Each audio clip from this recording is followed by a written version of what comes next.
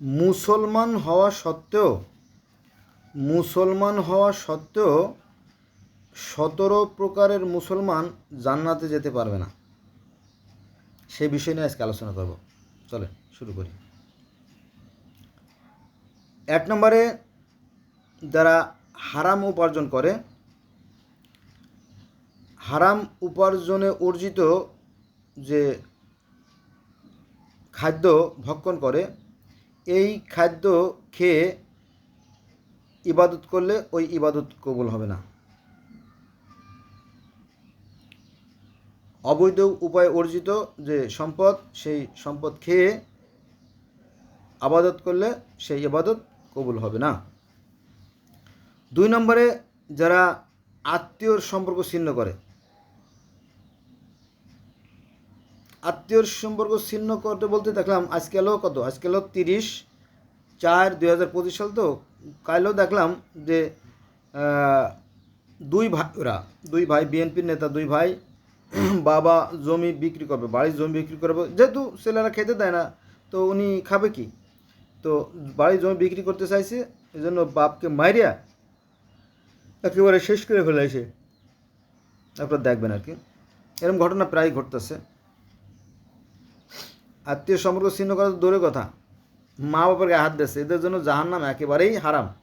যারা মা বাবার গায়ে হাত দিবে তাদের জন্য জাহান্নামের দরজা একেবারে চিরতরে হারাম।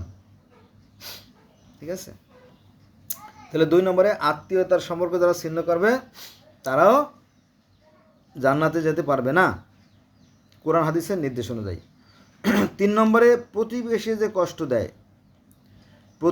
যে কষ্ট দেয়, অনেক সময় আছে না, প্রতিবেশী চলার পথে আপনার দেওয়াল গাইতে দিল, তাই না, বা বড় ধরনের এমন একটা বাউন্ডারি দিল যে প্রতিবেশী আর চলাচল করতে পারবে না, অথচ এই বাউন্ডারি দেশে যাতে চলাফেরা করতে না পারে, উদ্দেশ্য মনে মনে এই ধরনের শয়তানি বুদ্ধি যাদের মনে, তারাও জান্নাতে প্রবেশ করতে পারবে। এটা আছে আপনার সহিহ মুসলিম শরীফের হাদিসে। প্রতিবেশীকে যারা কষ্ট দেয় তারা জান্নাতে প্রবেশ করতে পারবে না, সহিহ মুসলিম শরীফের হাদিস। তারপরে 4 নম্বরে, মা বাবার অবাধ্য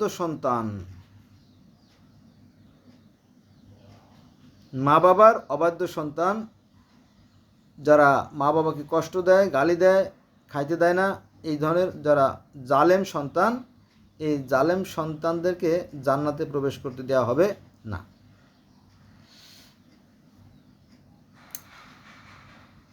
তারপরে অনেক সময় দেখবেন যে 5 নম্বরে আসছি, অশ্লীল কথাবার্তা বলে এবং উগ্র মেজাজ গোয়ার,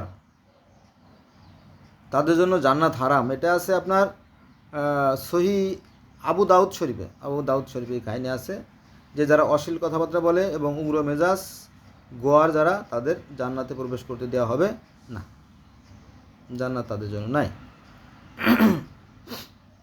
7 নম্বরে, সম্পদ আত্মসাৎ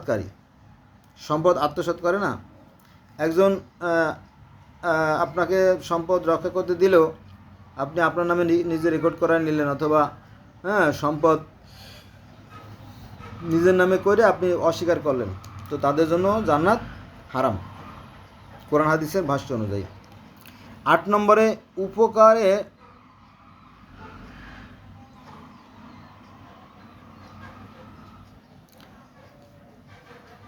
আছে উপকার করে খুঁটা দেয়, তারাও জান্নাতে প্রবেশ করতে পারে না। আর যারা মদ পান করবে, যারা মদ খান তাদের জন্য জান্নাত হারাম। কারণ কি, মদ তো আপনি দুনিয়াতে খাইয়ে ফেললেন, তাই না, পরকালে আপনার জন্য কোনো অংশ থাকবে না।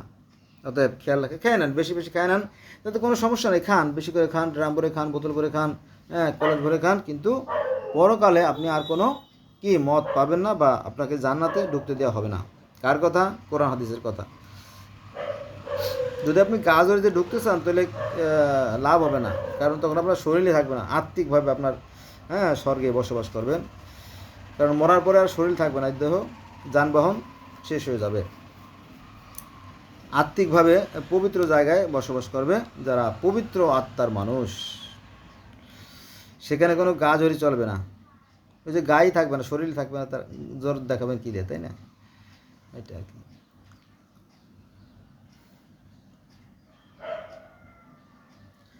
তারপরে আছে আপনার 10 নম্বরে আছে, 9 নম্বরে আছে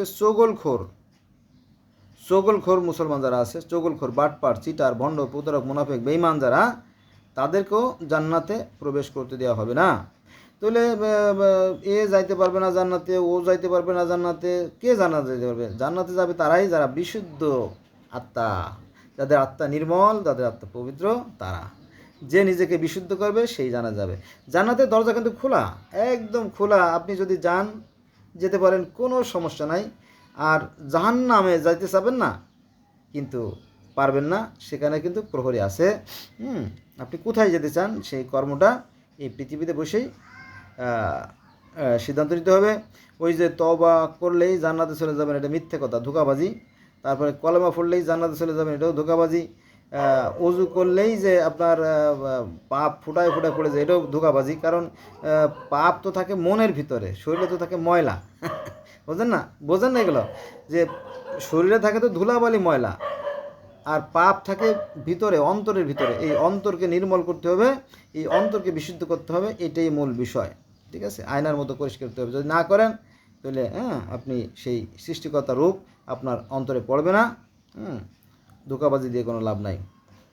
আচ্ছা, তাহলে চগলখোর মুসলমান জান্নাতে যেতে পারবেন, এটা আছে মুসলিম শরীফের হাদিসে, আছে মুসলিম শরীফের হাদিসে। তারপরে পিতাকে পরিচয় দেয় না, অনেকে আছে না, ছেলে আমার বড় মস্ত অফিসার, তাই না? মা বাপকে পরিচয় দেয় না, পরে বৃদ্ধাশ্রমে থাকা লাগে, তাই না? তো তাদেরকেও আল্লাহ জান্নাতে প্রবেশ করাবেন না, এটা আছে বুখারী শরীফে। তারপরে অহংকারকারী, ওরে বাবা, অহংকারকারী তো একেবারে জান্নাতে যেতেই পারবে না। মানে জান্নাতের কোনো গ্রান তার নাকে আসবে না। বিন্দু পরিমাণ অহংকার থাকলেও সে লোক জান্নাতে যেতে পারবে না। কার কথা? কোরআন হাদিসের কথা, সহিহ বুখারীর কথা। আপনি যদি অস্বীকার করতে চান যে না, হ্যাঁ, আমার বড় বড় মামা রয়েছে, খালু রয়েছে, হ্যাঁ, আমার অমুক আত্মীয় সচিব, শালা একজন সচিব, সুমন্দি একজন সচিব, বিআই একজন সচিব, হ্যাঁ, আমি অবশ্যই পারবো, এই সমস্ত গাজরি তখন চলবে না। কারণ তখন আত্মিক জগতে মানুষ বাস করবে। আপনার ওই মানে ওই মদের বোতল ধরা যে হাত, শক্তিশালী হাত, ওই হাত তখন থাকবে না। আর ওই হাত চলবে না। মানে সমস্ত মানুষের বাক্য স্ফুট হয়ে যাবে, অর্থাৎ মুখ দিয়ে কোনো শব্দ বেরোবে না, শব্দই বেরোবে না। এটা কোরআনের কথা। হ্যাঁ, তবে অঙ্গ প্রত্যঙ্গ কথা বলবে। সে সময় মাছে কথা বলবে, গাছে কথা বলবে, পাথরে কথা বলবে, পানিতে কথা বলবে, হ্যাঁ, সমস্ত পদার্থে কথা বলবে। হ্যাঁ, সেদিন আপনার কথা বন্ধ করে দেওয়া হবে, আর বাকিদের কথাগুলো ছেড়ে দেওয়া হবে। সেই দিন কোন দিন? কিয়ামতের দিন, মহাপ্রলয়ের দিন।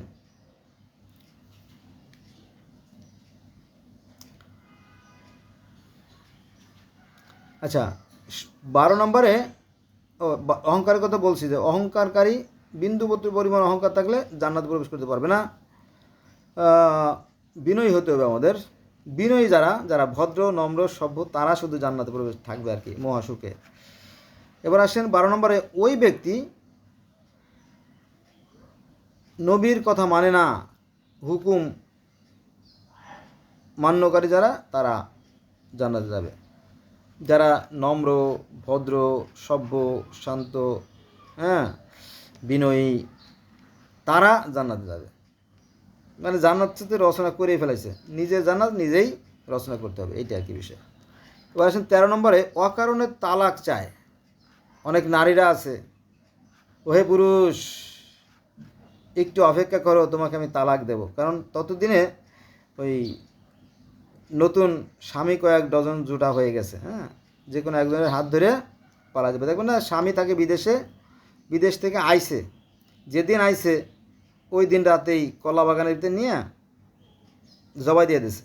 জবাই দেওয়ার পরে ওই যে 50 ভরি স্বর্ণ আর 30 লাখ টাকা নিয়ে নতুন স্বামীকে নিয়ে চম্পট। কিছুদিন পরে 3 মাস সংসার করার পরে আবার ওই যে নতুন যে স্বামী, ওই স্বামী আবার দেখলো যে তো বেতমিস মহিলা, একে নিয়ে তো আর সংসার করা যাবে না। তখন ওই পুরুষ আবার কী করছে, তার সেই 30 ভরি স্বর্ণ আর সেই 30 লক্ষ টাকা নিয়ে আবার সে আবার চম্পট দিয়ে কেটে পড়ছে। পরে সে আবার নতুন একটা ইনটেক প্রোডাক্ট নিয়ে এসছে, অর্থাৎ মানে ভার্জিন বিয়ে করে ফেলছে। আচ্ছা, কী দরকার এত ঝামেলার? 2-4 দিনের জগৎ, একটু আনন্দ ফুর্তি করে যাই, তাই না? তার মানে কি, এই মহিলা তার স্বামীকে ঠকাইয়ে 30 লাখ টাকা আর 30 ভরি স্বর্ণ নিয়ে কেটে পড়ল। যে প্রেমিকার সাথে গেছিল সেই প্রেমিকা আবার কয়েকদিন পরে তার লাথি মারে ফেলাই দিয়ে সে আবার নতুন করে একটা বিয়ে করলো, তাই না? এই তো 2 দিনের কি জানি, দুনিয়াটা মস্ত বড়, খাও দাও ফুর্তি করো, আগামীকাল বাঁচবে কিনা বলতে পারো, গান আছে না? এটাকে ওই গানটা উনি জানতেন। অতএব কোনো ব্যাপার না। আর ইসলাম ধর্মে তো বৈধ আছে, আপনার যদি বউ খারাপ হয়, যে একজন প্রশ্ন করলো যে কী ব্যাপার, তোমার বউ এত কষ্ট করে 30 লক্ষ টাকা 30 ভরি স্বর্ণ নিয়ে তোমার সাথে আসলো, তোরই টাকা দিয়ে কী হবে, তো চরিত্র খারাপ, বদমাইশ। তখন হুজুরা কিছু বলতো, আসলে তো কোরআন হাদিসে আছে যে বউ যদি খারাপ হয় তাহলে তাকে নিয়ে সংসার করা যায় না, মনের সাথে মিল নাই, এ তো অন্যের ঘর করছে, অন্যের সংসার করছে। হ্যাঁ, আর ওই টাকা পয়সা যদি আপনি মামলা করেন কোর্টে, কাজ হবে না।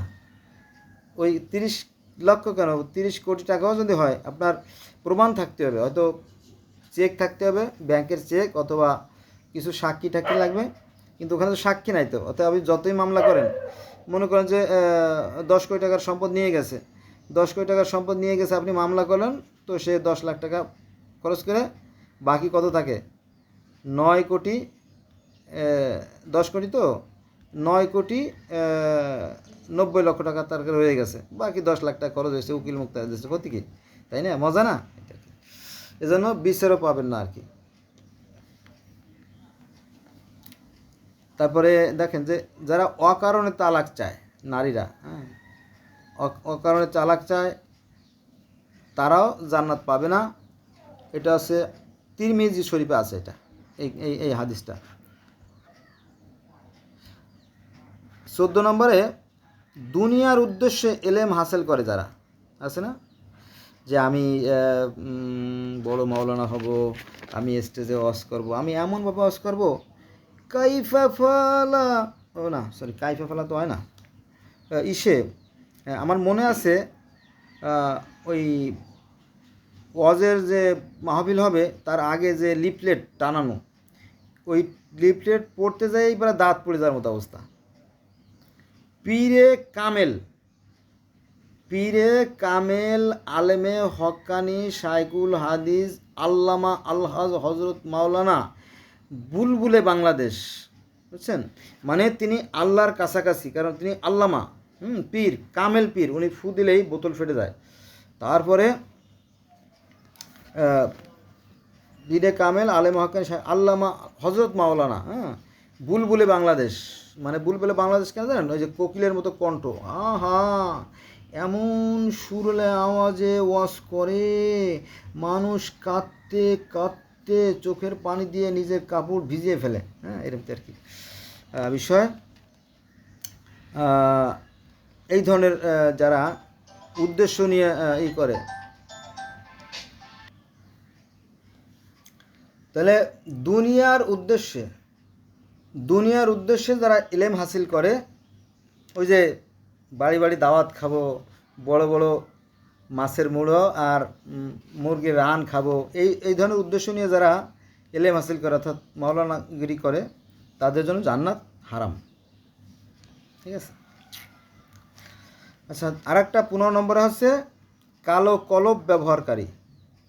যারা কালো কলব ব্যবহার করবে তারাও জান্নাতে যেতে পারবে না।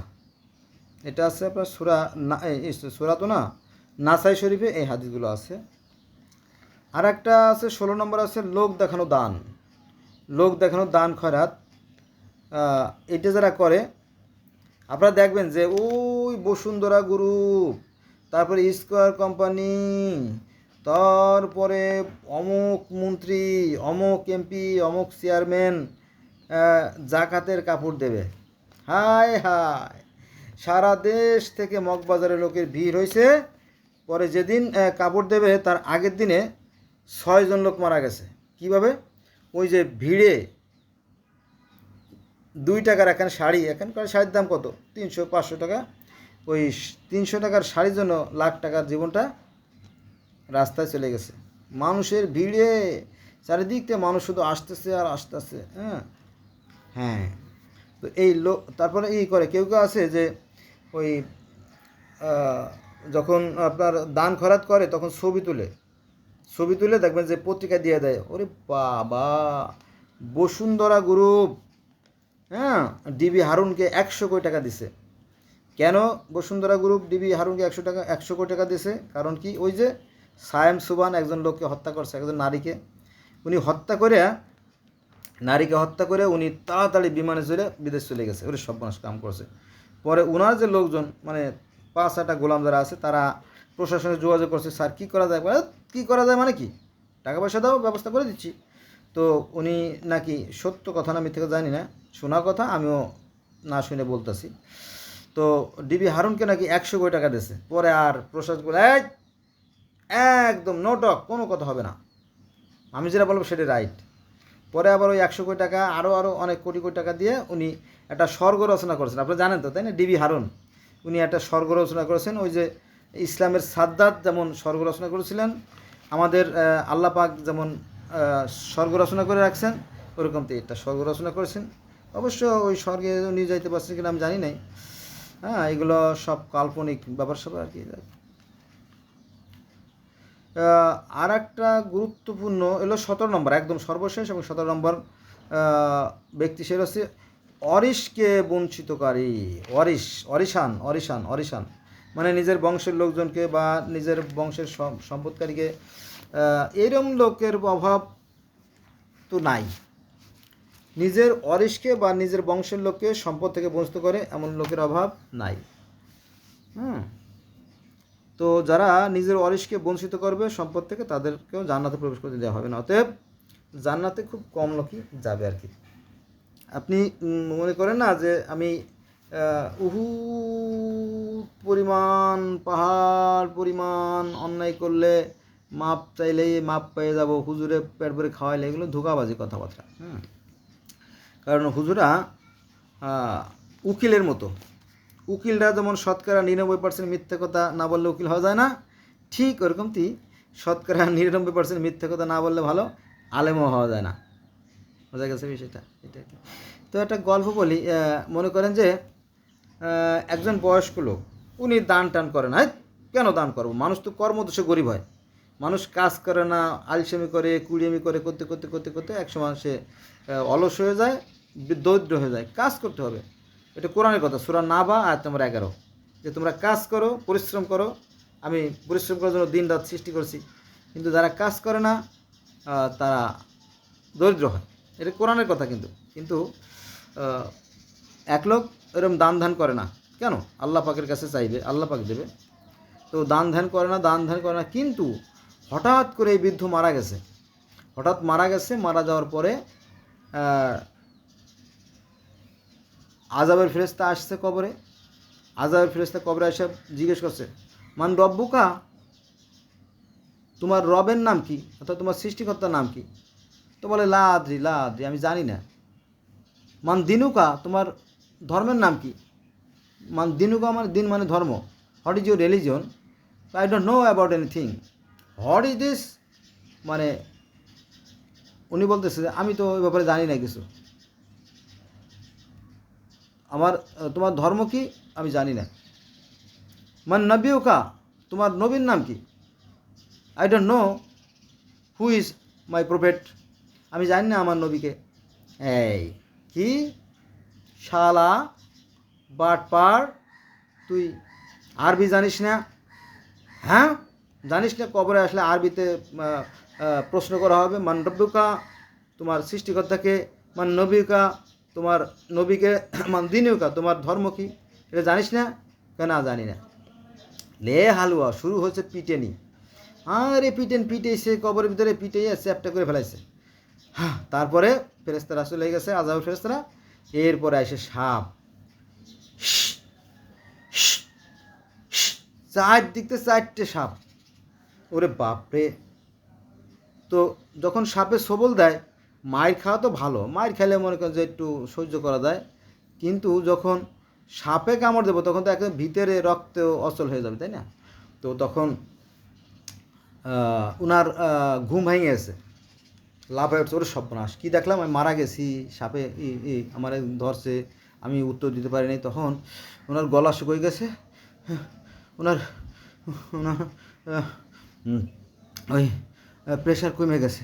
তখন বলছে, বউ তো বৃদ্ধ মানুষ, ছেলের বউ ডাকছে, বৌমা বৌমা। তখন দৌড়ে আছে, কী হয়েছে আব্বা, কী হয়েছে? ওই আমার জানি কেমন কেমন ঠেকতেছে। ওই কেমন কেমন ঠেকতেছে, ওই প্রেশারটা একটু প্রেশারটা একটু দাও। তারপরে বিপিএসটা তো ঘরে ছিল, আইসে পেপার মাপছে, দেখি যে প্রেশার একেবারে উপরেটা থাকা দরকার 120 আর নিচেটা থাকা দরকার 80, সেখানে নিচেরটা হয়ে গেছে 50 আর উপরটা হয়ে গেছে মাত্র 70, মানে কোনো রকম নিশেষটা আছে। তো তাড়াতাড়ি বউ, মানে ছেলের বউ আবার তার শাশুড়ি ডাকছে, আম্মা তাড়াতাড়ি তো আসেন তো, আব্বা কেমন জানি করতেছে, কি জানি হয়েছে। পরে উনি তো মিজাজ খারাপ, স্বামী স্ত্রী ভাবলো, কী হয়েছে তোমার, তুমি কি সারাক্ষণ তো এরমই করো যে এই গেলাম এই গেলাম এই গেলাম, হয়েছেটা কি, ঠিক করে কও দেই। কয় যে আর এরম করো না, আমি তো মারাই গেছিলাম, মরে গেছি, মরা থেকে আবার বাইসে উঠছি। কীভাবে তুমি মরে গেছো? তখন ওরা নরম হয়েছে, হ্যাঁ তাই তো, মারা তো যাবেই, যদি মারা যায় তখন তো আর ঝগড়া করার কেউ থাকবে না। আমি মারা গেছি, মারা যাওয়ার পর আজাবের ফেরেস্তা আইসে, জিজ্ঞেস করছে মান রব্য কামান দিন কেন, আমি কিছু বলতে পারি নাই। পরে সাপ এসে সবল করা শুরু করছে, রুটি আমারে রক্ষা করছে, রুটি করতে জানি, রুটি একটা এসে খালি ওই আমার ঠেকায়। তখন ওই বউ, বেটার বউ বলে, আব্বা আমি একটা কথা বলি আব্বা। বলো বৌমা বলো। আপনি তো দান ধ্যান করতেই চান না, আমি না প্রতিদিনও ওই যে কুলসুমের মা আছে না উত্তরপাড়া, হ্যাঁ কুলসুমের মা, হ্যাঁ ওই বিটার 4-5টা ছেলে মেয়ে, লোকটা মারা গেছে, আমি ওই বেটির 2টা করে রুটি দেই, আমার মনে হয় বা ওই রুটিতে কাজ হয়েছে। ঠিক কইছে রে বৌমা, ঠিক কইছে। আচ্ছা এখন থেকে প্রতিদিন 2টা করে রুটি বিলাই যাবা, ঠিক আছে না? ঠিক আছে। এরপরে হুজুর ওই যে লাস্টে যিনি ওয়াজ করেন তিনি বলে, এই কে আছেন? এমপি সাহেব 10 লাখ, চেয়ারম্যান 5 লাখ, আমাদের কমিটির প্রধান যিনি তিনি দেবে 3 লাখ, এইভাবে। আর অন্যান্য যারা আছে, মেম্বার সাহেব 2 লাখ, অমুক নেতা আছে, সমন্বয়ক আমাদের মধ্যেও সমন্বয়ক আছে 4 জন, তারা দেবে সবাই 5 লাখ টাকা করে। সমন্বয়ক, এখন তো সমন্বয়করাই সব কিছু, তাই না? তারপরে আছে ছাত্র নেতা, তারা দেবে টাকা, মাশাল্লাহ মাশাল্লাহ। তারপরে এটা যখন হয়ে গেল, যখন সবার আদায় হয়ে গেল, তারপর বলে আমাদের আদায়ের কাজ শেষ, এখন আমাদের এই মাদ্রাসার মসজিদের উন্নয়নের জন্য কে কী দান করবেন? হ্যাঁ কি হলো, একবার তো দিলাম, একবার তো দেওয়া হলো, আবার এই কথাটা দিতে মনে ছিল না, আপনাদের উন্নয়নের যে ব্যাপারটা ওটা মনে ছিল না। আমাদের বিল্ডিংয়ের কাজ প্রায় শেষ, কেবল 3 তলা হয়েছে, তো আমরা আশা রাখছি আরও 3 তলা করবো, হ্যাঁ এ ব্যাপারে কার কি। তখন সবাই চুপচাপ মোড়ামুড়ি করে, বলে যে আপনারা এখন পারলে দেন, নাহলে নাম লেখায় রাখেন। তো চেয়ারম্যান সাহেব দেখলো যে এতই যখন দিলাম, আর দিলে ক্ষতি কী, কেন সামনে তো আবার নির্বাচন, লে হালুয়া, আমি আরও 5 লাখ দিলাম। কারণ চেয়ারম্যান তো দিতে সমস্যা নাই, ওই যে মনে করেন যে রাস্তা উন্নয়নে যে গম আছে ওটা একেবারে উপজেলায় থাকা অবস্থায় বিক্রি করে চলে আসবে, তো দিতে সমস্যা নাই। আর নির্বাচনে তো অনেক টাকা, কোটি কোটি টাকা খরচ হয়, তাই না? সেখানে যদি 5 লাখ টাকা দিয়ে রাখি আগের থেকে, তো এই টাকায় বরকত দেবে না? হ্যাঁ, তো বলো যে দিলাম আমি সবার আগে। তখন দেখলাম আরে বাবা, তো জাদুকরি চেয়ারম্যান, জনদরদি, গরিবের বন্ধু, বলিষ্ঠ কণ্ঠস্বর, হ্যাঁ, এবং স্বর্গের একমাত্র খাস বান্দা, এদের জন্য জান্নাত অবধারিত, তাই না? অথচ ভণ্ডর বাবা। তো বন্ধুরা, এই সমস্ত ভণ্ডদের জন্য জান্নাত নাই, জান্নাত আপনাকেই খরচ করতে হবে, এবং জান্নাতে যাওয়ার মতো জান্নাতি বীজ লাগাতে হবে, তবেই ওই গাছে জান্নাতের বীজ ফলবে। বোঝা গেছে বিষয়টা? এইটা আর কি। আপনি জান্নাতে যাবেন না জাহান্নামে যাবেন, এটা আপনার ব্যক্তিগত ব্যাপার। আপনার কর্ম আপনাকে জান্নাতে নেবে, কর্ম।